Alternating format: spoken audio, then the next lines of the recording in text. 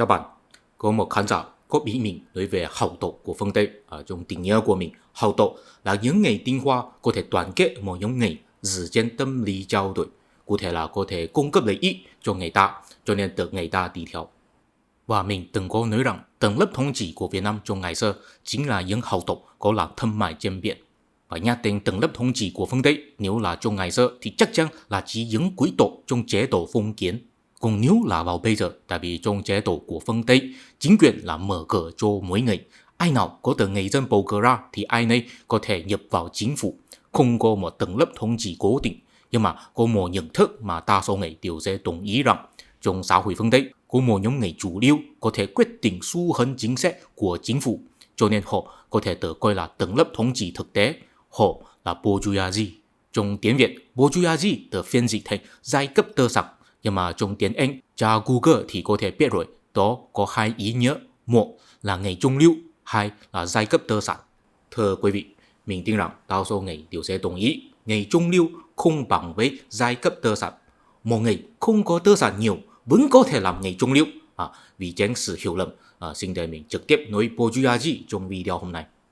Sở dĩ bourgeoisie có thể được coi là tầng lớp thống trị thực tế của phương Tây là vì trên học thuật có một ý kiến cho rằng sở dĩ nước Đức phát động chiến tranh thế giới thứ nhất và thứ hai chính là vì bourgeoisie của nước Đức không thể kiểm soát chính quyền, và sở dĩ nước Nga có cách mạng cộng sản là vì bourgeoisie của nước Nga thiếu phát triển. Vì vậy, trong phương Tây có một nhận thức cho rằng sự phát triển của bourgeoisie trực tiếp liên quan đến sự ổn định chính trị. Trong video hôm nay, mình sẽ giải thích bản sắc của bourgeoisie là gì, tại sao họ có xuất hiện và vai trò của họ trong lịch sử là gì. Thưa quý vị, chúng ta biết rằng cái mà gọi là phương Tây vốn là chỉ Tây Âu, sau đó bao gồm nước Mỹ và Canada. Lịch sử của Tây Âu là bắt đầu từ thời đại phong kiến vào thế kỷ 6. Trước khi đó, xã hội của Tây Âu là có nhiều bộ lạc nho nhỏ tồn tại, không có quốc gia. Chế độ phong kiến là một kết quả cuộc di dân bộ lạc German từ Đông Âu sang Tây Âu. Đến đến đây, có lẽ sẽ có người thắc mắc rằng thế những man di là ai và người bản xứ của Tây Âu là ai? Rất là tình cờ có một khán giả có ý mình nói về các bộ tộc Slavic, Celtic và Germanic. Sự liên quan của họ là như thế nào? Trước khi họ bị La Mã hóa là như thế nào? Đầu tiên, họ đều là thuộc về ngữ hệ Ấn Âu. Nguồn gốc của ngữ hệ Ấn Âu là ở đâu? Bây giờ chưa có một kết luận thống nhất. Có người thấy nó là ở Ukraine. Những người nói ngữ hệ Ấn Âu vốn là người dân du mục. Cái này là quan điểm đa số. Nhưng cũng có người thấy nó là ở Tiểu Á. Những người nói ngữ hệ Ấn Âu vốn là người dân nông nghiệp. Cái này là quan điểm thiểu số. Mấy bạn coi bản đồ này. Ngoài khu vực màu vàng và khu vực Thổ Nhĩ Kỳ ra, tất cả khu vực của châu Âu đều là khu vực của ngữ hệ Ấn Âu. Nhưng có lệ ngoại là ở khu vực màu đỏ này. Ở giữa nước Pháp và Tây Ban Nha, họ là nói tiếng Basque.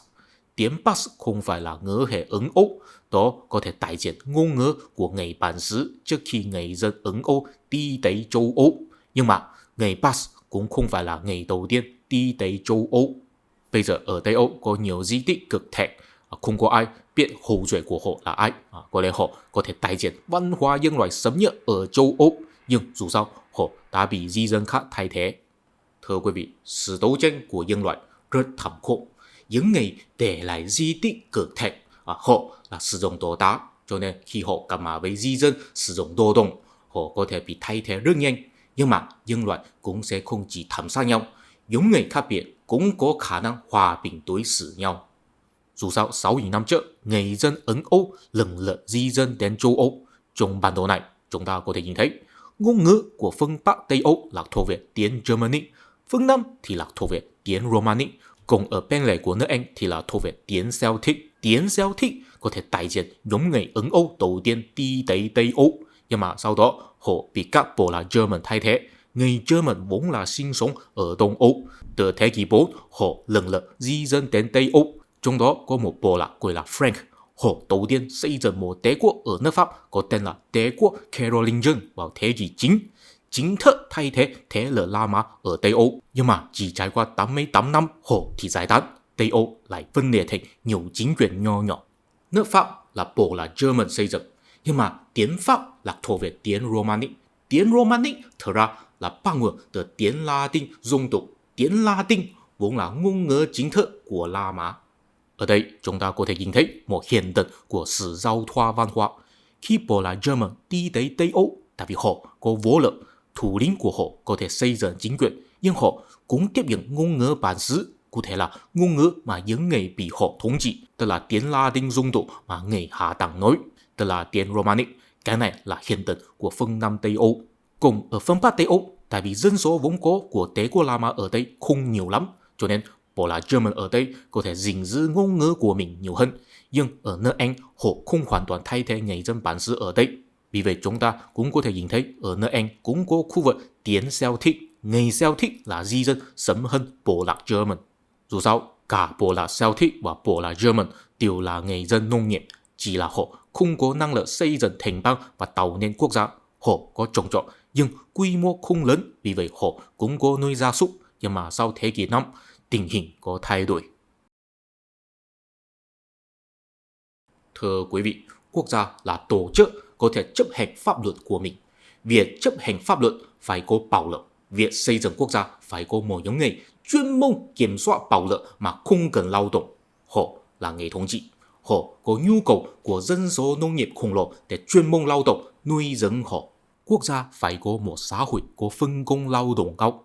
Cụ thể là phải xây dựng thành phố, người thống trị sinh sống trong thành phố. Ở thành phố có hình thành một xã hội thương nghiệp, có tập trung nhiều thợ thủ công, binh lính, thương nhân và quan liêu. Họ không có trồng trọt và nuôi gia súc, nhưng người thống trị có năng lực kiểm soát nhiều khu vực nông nghiệp và mang lại nhiều lương thực nuôi dưỡng họ. Thành phố có thể cung cấp các loại tiền lợi và sản phẩm, có thể thu hút nhiều người di cư vào, nhưng có một rủi ro rất lớn. Chế độ phong kiến là một kết quả của sự sụp đổ của Đế quốc La Mã ở Tây Âu. Sở dĩ Đế quốc La Mã sụp đổ ở bên Tây chính là trực tự ở thành phố sụp đổ. Đế quốc La Mã là một liên minh thành bang. Họ có xây dựng một mạng lưới cung ứng liên kết các thành bang, thương nghiệp rất phát triển, có nhiều người di cư và sinh sống ở thành phố. Vào thế kỷ 1, tổng dân số có 54 triệu người. Đến thế kỷ 2, tăng thêm đến mức đỉnh cao có 80 triệu người, trong đó 30% là sinh sống trong thành phố, nhưng sau đó dân số giảm xuống. Trực tự thành phố bắt đầu sụp đổ. Đến thế kỷ 4, dân số chỉ có 39 triệu, ít hơn 300 năm trước. Vào thế kỷ 2, dân số của thành bang La Mã có 1 triệu người, nhưng đến thế kỷ 7 chỉ có 30.000 thôi. Lý do ở đằng sau chính là xã hội thành phố là một xã hội phân công lao động cao. Phân công càng cao, càng khó duy trì trật tự. Đối với đa số người, đô thị hóa đại diện văn minh hóa, nhưng đô thị hóa có nghĩa là có dân số khổng lồ sinh sống trong thành phố. Dân số khổng lồ này không phải là mưu sinh bằng cách trồng trọt, họ sẽ không sản xuất lương thực. Những người thành phố thất nghiệp không mua được nhà. Trong thời đại La Mã, họ sẽ trở thành nô lệ. Dân số nô lệ của khi đó là khoảng 15%. Nhưng nếu dân số tăng lên, càng có nhiều người thất nghiệp, cũng không có người giàu có đầy đủ mua họ làm nô lệ. Vì vậy, họ phải dựa vào phúc lợi của nhà nước. Nhưng nếu dân số vẫn cứ tăng lên, thì nhà nước cũng không có tiền tài trợ họ rồi, thì trật tự thành phố sẽ sụp đổ. Những người không có việc, không có nhà, họ sẽ tạo nên các loại vấn đề cho xã hội. Chính phủ càng suy yếu nữa. Cuối cùng có nhiều người thành phố thấy thành phố đã trở thành một nơi nguy hiểm rồi. Họ ra khỏi thành phố, trở thành nông dân. Tuy họ đánh mất các loại tiền lợi trong thành phố, nhưng ít nhất họ có thể tự sản xuất lương thực và sẽ không đói chết. Bo La German vốn là người man di, họ không giống với những người dân thành phố của Đế quốc La Mã. Họ luôn luôn có một cuộc sống là tự cung tự túc, vì vậy họ có năng lực trở thành người thống trị. Đối với người dân thành phố, cuộc sống của họ là dựa vào người ta rất nhiều. Tại vì xã hội thành phố phân công lao động rất cao, họ chuyên môn là một ngành nghề, mỗi ngành nghề cung cấp nhau và hình thành một chuỗi cung ứng. Một chuỗi cung ứng có thể mang lại lợi ích kinh tế khổng lồ, nhưng nếu trật tự thành phố sụp đổ, thì những người trong chuỗi cung ứng này sẽ không biết sinh sống như thế nào. Còn đối với những bộ lạc man-di ở bên ngoài thành phố thì không phải. Họ tự trồng trọt lương thực, tự đi săn bắt, tự duy trì trật tự của bộ lạc, tự lên chiến trận khi có ngoại xâm. Sau khi trật tự thành phố ở Tây Âu sụp đổ, họ có năng lực chinh phục và thống trị những người dân đã làm quen với cuộc sống thành phố rồi. Họ cũng có năng lực tổ chức người dân khai thác nông thôn mới. Kết tổ chức của họ chính là những chiến sĩ bộ lạc biến thành hiệp sĩ. Họ chuyên môn lên chiến trận, không cần lao động. Họ sở hữu đất đai và xây dựng trang trại. Những người chuyên môn lao động ở trang trại là nông nô của hiệp sĩ. Hiệp sĩ là tầng lớp quý tộc, có quý tộc nhỏ, cũng có quý tộc lớn. Quý tộc lớn có thể sắc phong nhiều đất đai cho nhiều hiệp sĩ, được nhiều hiệp sĩ đi theo. quỹ độ nhỏ thì không có đất đai sát phong cho người ta. Vì vậy, chế độ phong kiến được phát triển từ những đống đổ nát của thành phố và những vùng hoang dã ở bên lề của đế quốc La Mã. Và đến thế kỷ 14, chế độ phong kiến bắt đầu giải tán, bourgeoisie bắt đầu xuất hiện. Từ thế kỷ 5, dân số của Tây Âu bắt đầu giảm xuống từ 17 triệu, giảm xuống đến 10 triệu trong thế kỷ 7. Nhưng sau đó vì chế độ phong kiến dần dần phổ biến, có nhiều nơi được khai thác thành trang trại nông nghiệp, dân số dần dần tăng lên, đến thế kỷ 11 đã đi tới 24 triệu, đến thế kỷ 14 là 51 triệu. Nhưng sau đó vì có cái chết đen, bị dịch bệnh cho nên dân số giảm xuống đến 39 triệu vào thế kỷ 15. Chính là vì dịch bệnh này, chế độ phong kiến bắt đầu dần dần giải tán. Tại vì trước dịch bệnh, người lao động đa số là nông nô là những người bị kẻ ở phong kiến ràng buộc phải lao động trong trang trại, con cháu của họ cũng sẽ làm nông nô. Nhưng sau dịch bệnh, vì dân số giảm xuống rất nhiều, nhưng lực lao động trở thành tài nguyên quý báu. Những nông nô yêu cầu quý tộc loại bỏ sự ràng buộc với họ trong kẻ ở phong kiến. Vì vậy, họ trở thành nông dân tự do, có thể làm thuê cho quý tộc hay thuê đất đai của quý tộc, thậm chí mua đất đai của quý tộc. Đó chính là bước đầu tiên của sự giải phóng lao động của Tây Âu. Tại vì sau đó, con cháu của nông dân tự do sẽ không bị ràng buộc bởi kẻ ở phong kiến nữa. Họ có thể đi ra khỏi nông thôn và di cư đến thành phố, hay là không làm nông mà phát triển trang trại của quý tộc thành thành phố. Vì vậy, sau khi đế quốc La Mã sụp đổ 1000 năm, phong trào đô thị hóa lại xuất hiện ở Tây Âu. Thời đại phong kiến của Tây Âu là một quá trình tích lũy lâu dài. Quý tộc có gìn giữ quan niệm đặc quyền của tổ tiên họ. Cụ thể là khi đặc quyền của một bộ lạc với một cái gì nào đó được người ta chấp nhận rồi, thì không có ai có thể xúc phạm và can thiệp. Vì vậy, quý tộc phong kiến sẽ không phá hoại đặc quyền của các loại tổ chức và tư nhân một cách tùy tiện. Vì vậy, các loại tổ chức có thể tồn tại rất lâu dài. Vì lâu dài cho nên có thể chuyển giao các loại kỹ thuật. Vì vậy, dần dần phát triển ra các loại công cụ mà có thể nâng cao sức sản xuất. Những công cụ có thể được giới thiệu cho nông nô sử dụng ở trang trại. Vì vậy, nông dân ở Tây Âu đã làm quen với cuộc cải thiện công cụ để tăng thêm thu nhập rồi. Khi họ được giải phóng từ nông thôn, họ di cư vào thành phố, họ sẽ trở thành những người giỏi sử dụng và cải thiện công cụ để sản xuất các loại sản phẩm ở thành phố. Vì vậy, trong thành phố có xuất hiện một nhóm người mới. Họ không phải là nông dân, họ cũng không phải là quý tộc, nhưng họ biết sử dụng công cụ và phát triển ra các loại nghề nghiệp. Họ có thể sáng tạo ra nhiều tài phú cho nhiều người. Ví dụ quý tộc có thể lấy được nhiều thuế từ họ, thành phố được phát triển và có nhiều người có thể tìm được việc làm. Tuy nhiên, nếu Tây Âu không có phát hiện châu Mỹ và khai thác tài nguyên ở đó, nhóm người mà hoàn toàn bị năng lực kinh tế cho nên phát triển như vậy, thì không có khả năng trưởng thành nhanh thế, hay là không có khả năng xuất hiện.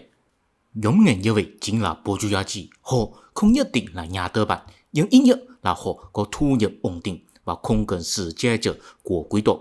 Họ cũng không nhất định là phải sinh sống trong thành phố, nhưng khi họ sinh sống ở nông thôn thì chắc có đất đai của mình và có thể thuê người trồng trọt vì họ. Vì vậy, họ có thời gian học tập, cũng có thể có văn hóa như quý tộc, thậm chí có ý thức thống trị như quý tộc. Thưa quý vị, bây giờ đa số quốc gia đều là quốc gia dân tộc, cho nên đa số người có một ấn tượng là người dân là chủ nhân của quốc gia. Tôi cũng là người dân, cho nên tôi cũng là chủ nhân của quốc gia. Tôi cũng là người thống trị của quốc gia. Trong thời đại này, có nhiều người có ý thức thống trị, đều nghĩ rằng mình có năng lực chỉ đạo phương hướng tương lai của nhà nước. Nhưng mà ý thức thống trị không phải là ý thức bẩm sinh của nhân loại. Tuy nhiên, nhân loại sinh ra thì có ham muốn chi phối và kiểm soát người ta, có sự khao khát quyền lực. Nhưng ý thức thống trị không bằng với sự khao khát quyền lực. Sự thống trị có nghĩa là làm quyết định cho người ta và muốn chịu trách nhiệm với quyết định. Đa số người sinh ra thì chỉ có muốn làm quyết định cho con cháu, không nhất định dám làm quyết định cho nhà nước. Quý tộc sinh ra thì được giáo dục rằng họ có trách nhiệm thống trị. Cách chịu trách nhiệm của họ chính là bị chết trên chiến trường. Khi bourgeoisie vừa mới xuất hiện, họ chỉ có ý thức rằng họ là chuyên gia trong nghề nghiệp của mình. Họ có thể làm quyết định cho người ta về vấn đề liên quan đến nghề nghiệp của mình, nhưng họ sẽ không dám làm quyết định cho nhà nước. Dù sao, vì họ là chủ lực sáng tạo tài phú cho nhà nước. Và ở Tây Âu có truyền thống là những người đóng thuế nhiều thì nên có tư cách đàm phán với quý tộc khi quý tộc muốn tăng thuế. Vì vậy, quý tộc sẽ thiết lập một tư cách tài sản. Cụ thể là những người có tài sản và đóng thuế nhiều có thể triển khai cuộc bầu cử và tạo nên hội nghị. Khi quý tộc muốn tăng thuế hay có vấn đề tài chính thì có thể đàm phán với hội nghị như vậy để gây quỹ. Vì vậy, bourgeoisie có thể tạo nên hội nghị và tiếp xúc với quý tộc, quan sát khi quý tộc thống trị người dân. Ví dụ quý tộc sẽ gặp vấn đề như thế nào và họ cũng có thể mô phỏng quý tộc, học tập quý tộc, thậm chí có thể tự tin rằng họ hiểu biết vấn đề nhà nước nhiều hơn quý tộc. Vì vậy, dần dần sinh ra ý thức thống trị. Khi bourgeoisie sinh ra ý thức thống trị rồi, họ có hai lựa chọn. Một là lật đổ chế độ quý tộc, hoàn toàn thay thế quý tộc. Đó là tình huống của nước Pháp.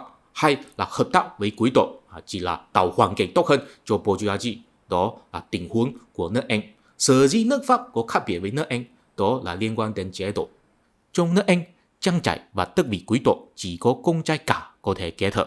Vì vậy, đối với con trai khác, ngay cả họ là trưởng thành trong gia đình quý tộc, nhưng sau khi họ trở thành người lớn rồi, họ phải tự tìm cách mưu sinh. Trong thời đại phong kiến, họ phải lên chiến trường và chứng minh cho người ta rằng họ là hiệp sĩ dũng cảm và giỏi chiến đấu. Vì vậy, có lẽ nhà vua sẽ sắc phong tước tay cho họ hay là thuê họ làm công chức. Nhưng sau thời đại phong kiến, họ có thể vay tiền từ gia đình và đi đầu tư. Nếu họ thành công, họ cũng sẽ trở thành bourgeoisie. Vì vậy, ở nước Anh, phân biệt giữa quý tộc và bourgeoisie không rõ ràng dứt khoát. Thậm chí có một số bourgeoisie cũng có thể trả tiền cho nhà vua và tự nhà vua sắc phong thành quý tộc. Còn trong nước Pháp thì khác biệt. Tất cả người công của quý tộc đều có thể kế thừa trang trại hay tước vị của bố mẹ. Vì vậy, dân số quý tộc của nước Pháp dần dần tăng lên, cũng có hình thành một biên giới rõ ràng mà phân biệt họ với bình dân. Tất nhiên cũng bao gồm nhóm bourgeoisie. Dù sao, cả nước Anh và nước Pháp đều từng có trải qua cách mạng chính trị. Cuối cùng, bourgeoisie của họ đều lấy được thắng lợi. Nhưng cái giá mà họ chịu có khác biệt. Vào thế kỷ 17, nhà vua của nước Anh Charles I vì luôn phát động chiến tranh với nước ngoài, cho nên vấn đề tài chính rất nghiêm trọng. Khi bắt đầu, Charles I muốn không triệu tập quốc hội mà trực tiếp tăng thuế. Quốc hội của nước Anh có hai viện. Hạ viện là do những bourgeoisie tạo nên, thượng viện là do quý tộc cũ tạo nên. Nhưng trong cả hạ viện và thượng viện đều có nghị viên phản đối Charles I. Sau đó, quan hệ giữa nhà vua và nghị viên càng ngày càng tệ. Cuối cùng, nội chiến bùng nổ. Một nhóm là thấy đặc quyền của nhà vua là thiên nhiên và cao hơn quốc hội. Một nhóm khác là thấy đặc quyền của quốc hội không được nhà vua xúc phạm. Sau đó, Charles I bị đánh bại và bị chấp hành tử hình. Chỉ huy quân của phe quốc hội Oliver Cromwell chấp hành độc tài quân sự. Sau khi ông ấy qua đời, ngày công của Charles I từ nghị viên ủng hộ làm nhà vua trở thành Charles II. Nhưng sau đó, Charles II thanh trừng những người từng ủng hộ phe quốc hội, thậm chí tạo lên tử thi của Cromwell và chặt đầu. Sau khi Charles II qua đời, em trai của ông ấy James II kế vị. Nhưng sau đó, vì mâu thuẫn tôn giáo có xung đột với nhiều nghị viên, vì vậy nghị viên đuổi ra ông ấy. Và mấy con cái và con rể của James II từ Hà Lan tới nước Anh cùng nhau làm nhà vua. Sau đó, quốc hội ký khế ước với nhà vua, cuối cùng xác lập một quy định rằng địa vị của quốc hội là cao hơn nhà vua. Đó là một thắng lợi liên hợp của bourgeoisie và quý tộc nước Anh. Thắng lợi này được gọi là cách mạng vinh quang. Có vinh quang là vì họ không cần trải qua nội chiến nữa, không cần chảy máu nữa. Sau đó, tầng lớp thống trị của nước Anh là bao gồm quý tộc cũ và bourgeoisie mới. Họ hình thành một quan niệm độc đáo về ngày tinh hoa, đó chính là gentleman. Trong tiếng Việt, gentleman được phiên dịch thành quý ông. Thật ra có một cụm từ cũng được, đó là quân tử. Quân tử vốn là chỉ quý tộc, sau đó cũng có thể chỉ những người tuy không phải là quý tộc nhưng có đức hạnh bằng với quý tộc. Gentleman cũng là vậy, vốn là chỉ quý tộc, nhưng bình dân cũng được gọi là gentleman nếu là một người có nguyên tắc, khoan dung và biết tôn trọng người ta. Nhưng mà gentleman thật ra là bắt nguồn từ gentil trong tiếng Pháp, đó là chỉ quý tộc. Nhưng trong nước Pháp không có khái niệm gentleman, tại vì tầng lớp quý tộc của họ bị hoàn toàn xóa bỏ sau cách mạng chính trị. Bourgeoisie vốn là tiếng Pháp, tính chất bourgeoisie của nước Pháp cũng là hiển nhiên nhất, tại vì nước Pháp có một biên giới rõ ràng phân biệt quý tộc với bourgeoisie. Ở nước Pháp của thế kỷ 18 có 3 đẳng cấp. Thứ nhất là giáo hội, thứ hai là quý tộc. Họ đều không cần trả thuế đất, nhưng họ là nhóm người sở hữu nhiều đất nhất. Đẳng cấp thứ ba là bình dân, họ sở hữu đất ít nhất nhưng phải trả thuế nhiều nhất. Trong đó, nhóm người kiếm tiền nhiều nhất chính là bourgeoisie. Ở nước Pháp, tất cả con cháu của quý tộc sẽ là quý tộc. Còn những bourgeoisie có nhiều tiền, có thể là nhà tư bản và địa chủ lớn, họ có thể tống tiền cho nhà vua để mua đất vị, vì vậy họ sẽ từ bourgeoisie biến thành quý tộc. Vì vậy, nước Pháp có hình thành một nhóm bourgeoisie có xu hướng cực đoan. Trong ngôn ngữ hiện đại, họ là những người trung lưu ở thành phố. Họ thấy họ có kiến thức nhiều hơn đa số người, nhưng họ không đủ tiền mua đất vị trở thành quý tộc. Họ có trả nhiều thuế cho nhà nước, nhưng mà nhà nước không có đối xử công bằng với họ, vì vậy họ rất ghét chế độ cũ. Đó chính là bối cảnh của cách mạng Pháp. Mấy bạn chú ý, tỷ lệ biết chữ của nước Pháp vào thế kỷ 18 đã có 30% rồi. Vào thế kỷ 18, ở nước Pháp có nhiều hội nghị địa phương mà bourgeoisie có thể tham gia. Nước Pháp cũng có một quốc hội, nhưng hình thức là khác biệt với nước Anh. Nó theo đẳng cấp chiêu tập quý tộc, giáo hội và bourgeoisie cùng nhau đàm phán, nhưng sau năm 1614 thì không được tổ chức nữa. Phải đến năm 1789, vì vấn đề tài chính của nước Pháp đã rất nghiêm trọng, chất lượng cuộc sống của người dân ở Paris bị ảnh hưởng rất nhiều. Vì vậy nhà vua Louis XVI bị bắt buộc chiêu tập quốc hội để đàm phán vấn đề tăng thuế, nhưng giáo hội và quý tộc không có khả năng từ bỏ đi đặc quyền. Kết quả là bourgeoisie được chiêu tập một hội nghị quốc dân khác. Từ sân hội nghị quốc dân này có thể đại diện ý chí của toàn người dân. Nhưng trước khi bourgeoisie đạt được thỏa hiệp với nhà vua, người dân Paris đã bất mãn đến mức là trực tiếp đổ phá ngục Bastille, đuổi ra những binh lính và cướp đi vũ khí ở đó. Cách mạng Pháp chính thức bùng nổ. Sau khi người dân lấy được vũ khí rồi, mỗi người sẽ thấy mình có năng lực sử dụng bạo lực để thi hành pháp luật. Tất nhiên, pháp luật mà họ chấp nhận chỉ là tồn tại trong tổ óc của riêng mình thôi. Vì vậy, pháp luật của chế độ cũ bị bỏ rơi, Paris biến thành chiến trường. Bourgeoisie lại tổ chức quốc hội để chế định pháp luật mới. Đó phản ánh sự thù ghét của bourgeoisie với quý tộc và giáo hội. Họ tự xưng họ đại diện tinh thần khai sáng và lý tính, bỏ rơi các loại chế độ cũ mà họ thấy là đại diện sự hủ lậu của tôn giáo và quý tộc, và xây dựng các loại chế độ mới mà họ thấy là đại diện lý tính. Kết quả là khiến nhiều nước xung quanh thấy họ muốn phá hoại tất cả truyền thống, cho nên攻kích nước Pháp để ngăn cản xu hướng phản truyền thống này. Và trong nội bộ nước Pháp, những nghị viên cũng không ai phục ai, họ thảm sát nhau và bảo thủ nhau. Cuối cùng, vì có một Napoleon có thể đánh bại các ngoại xâm, từ người dân ủng hộ làm hoàng đế, kết thúc thời đại hỗn loạn.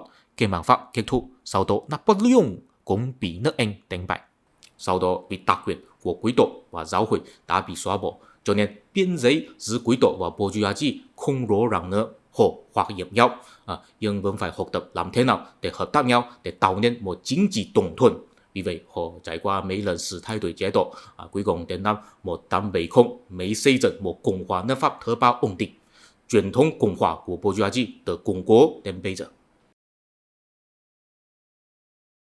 Thưa quý vị, sau khi thời đại Napoleon kết thúc vào năm 1815, quý tộc và bourgeoisie của châu Âu đều nhận ra một điều là khi người dân bị động viên trong chính trị, nó sẽ mang lại sự phá hoại rất nhiều. Vì vậy, quý tộc của các quốc gia Tây Âu đã học biết một điều.